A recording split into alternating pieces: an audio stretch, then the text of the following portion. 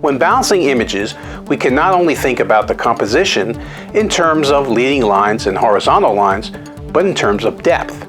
We would know this as the foreground, midground, and background. Balanced images and scenes can make good use of these to create depth, story, and narrative. Using a grid to compose your photos is just the start of how powerful 3 can be. Hang on to the end of this video because I'm going to explain how to improve composition for your images and scenes that you shoot when you start thinking in terms of 3. Hi, I'm Jim Costa.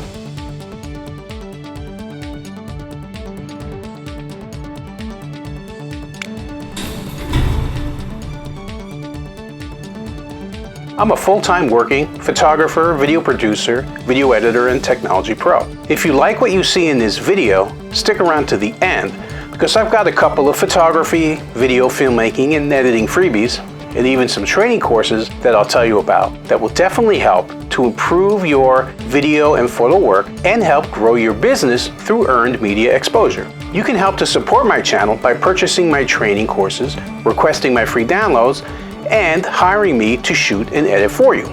Remember, I welcome your comments, questions, and more on all of my videos. If you like what you see, subscribe to my channel and hit that bell to be notified every time I upload a new video every single Wednesday. I've also done many other videos on improving your photography and video production and filmmaking, and I'll link to those in the description below as well. When you say the word 3 in photography or cinematography, most people just think about the rule of thirds or maybe triangles. But there's so much more to consider.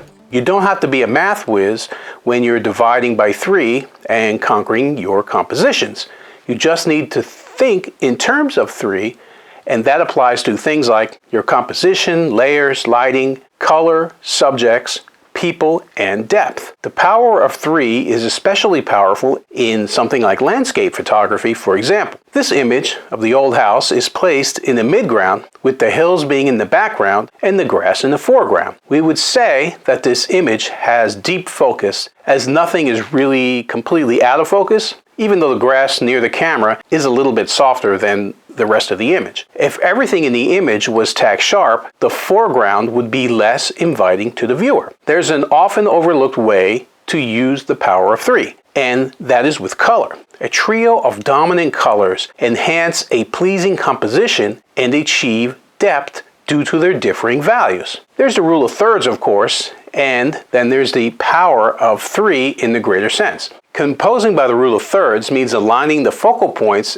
at the intersections of the rule of thirds grids, such as the image that you see here. Take a step further into subject matter. Compositions with even numbers of similar things are often boring. They encourage forced symmetry. They lack depth. Finding the balance with odd numbers of things is trickier, and the image or scene is stronger for its complexity if you can do it. Just think in 3s. Sometimes repetition works very well. This is why we see triptychs throughout the history of art, for example. If you were to apply the power of 3 to compositions with people, when your image is symmetric, aim for an off-kilter look to the image or the scene. It's a juxtaposition of the 3 that brings contrast to the image or scene. When composing photographs or scenes with more than 3 subjects, treat them in clusters if you can. Groups of multiple subjects can be treated as one if they're kind of grouped together. It's no accident that the rule of thirds and the golden triangle employ a trio of triangles to guide the composition of an image or scene. Framing an image using the rule of thirds ratchets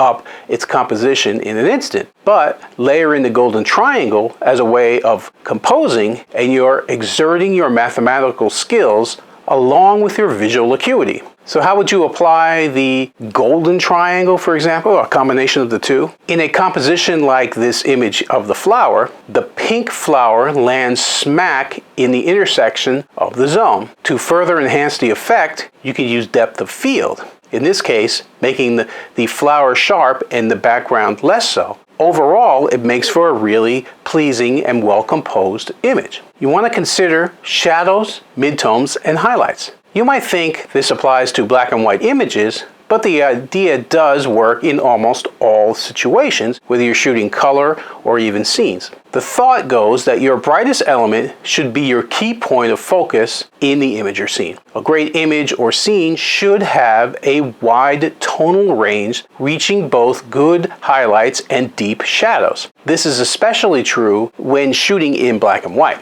Sometimes what you shoot works because it fits perfectly within the rules, and sometimes what you shoot works because it breaks every rule there is. We should know what the rules are and when they need to be broken from time to time to improve your compositional work. Now, if this is making sense to you, but I've got it in the comments section below.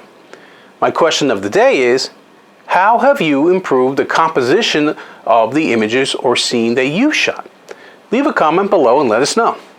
If you found the info in this video useful, I'd like to hear about it from you. If you liked it and want to see more videos like this, then follow my YouTube channel, Jim Costa Films. If you think what you saw was great, please do like it. If you have an opinion, feel free to comment below. If you know someone who could benefit from the info I provided, please share the video.